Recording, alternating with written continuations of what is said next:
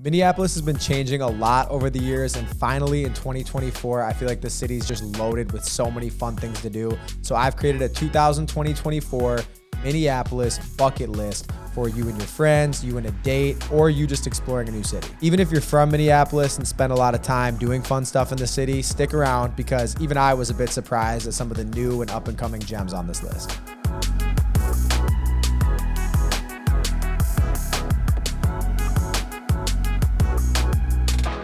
You know I love making content just like this, and so it would be greatly appreciated and further motivate me more if you would smash the like button and hit the subscribe as well. All right, starting off at number 1, because this one is kind of time sensitive. At the time of this recording, we are in the winter months. Luckily for you, you don't have to rush because that's like 6 months here. We are gonna start off with the 5th floor, the patio of Minneapolis's Four Seasons Hotel.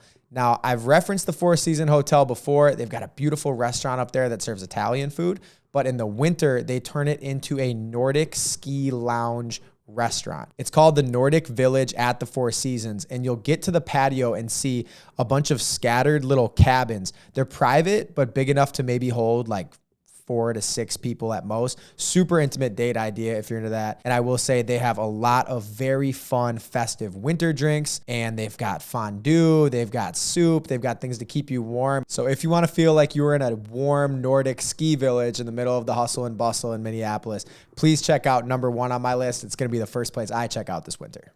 So swapping seasons a little bit here with number 2, we've got something that's open from, I think, March or April all the way through October if we're lucky.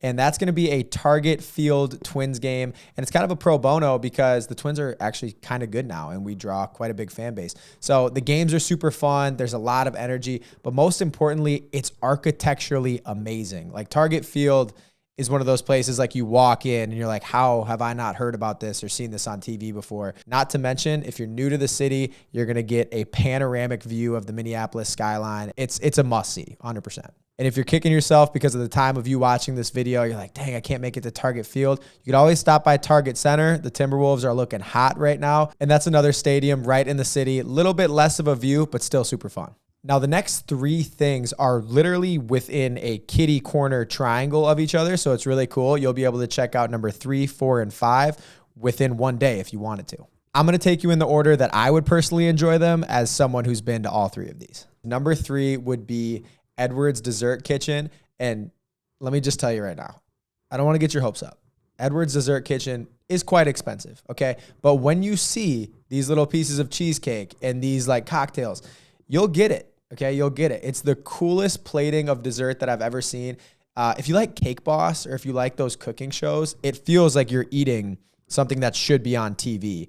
And it's right in North Loop, Minneapolis, and one of the most hustle and bustle corners of the city. And then I would head across the street where we'll get into number 4. All right, so right across the street at number 4, you've got your Sugar Rush, you've had your candy and sweets. Now we're going to burn all that off at the Puttery, which is a brand new indoor putt-putt golfing bar thing. I don't even know what to call it. But basically, it's like this super vibey, trendy. It almost has like, there's parts of it that look like Bowser's Mansion, and then there's other parts of it that look like Rainbow Road, right? And it's like the coolest clash of all these fun colors and personalities. And of course, you go in there and you play putt-putt golf. Number 5 is the epitome of a nightcap. It's the best place to go in the city to end your night.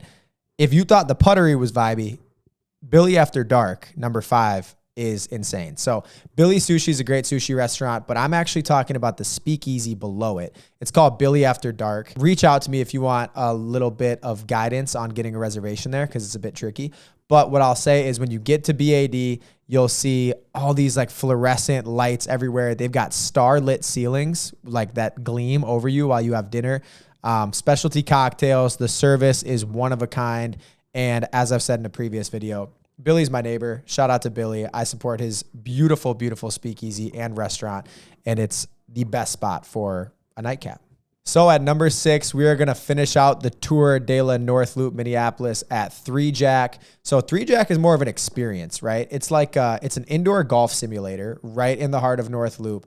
But they come with these spacious suites for you to rent out. I think they're like $60 or $70 for an hour. So it's relatively affordable. You can get dinner. They've got great food. I love their food. Ton of beer on tap. And it's just a good place to go for a big group. You guys can golf throughout the winter. We know Minnesota can be a little bit cold. And a little disclaimer for people like me, if you suck at golf, this is the place to go practice because it's just you and your little bay full of your friends, not actually out on the course holding up real people. So number 7 is something that's not a bar or restaurant. It's more enjoyed in the outdoors, and that's going to be St. Anthony, Maine, and the Stone Arch Bridge.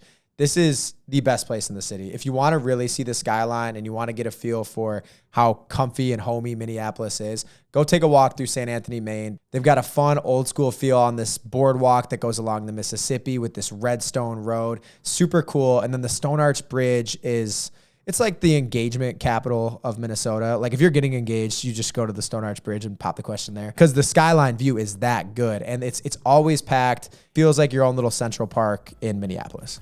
So that's going to do it for my completely opinion-based, non-data-driven bucket list for 2024. But if you guys enjoyed it and you found it insightful, please, please, please, I would encourage you to trade me some of this value for a like on the post. And if I'm missing anything that you think belongs on the 2024 bucket list, comment it below and I'll be sure to respond and give my opinion. That's going to do it for this video, guys. You're a Minnesota moving guide, Austin.meimaridis, signing off.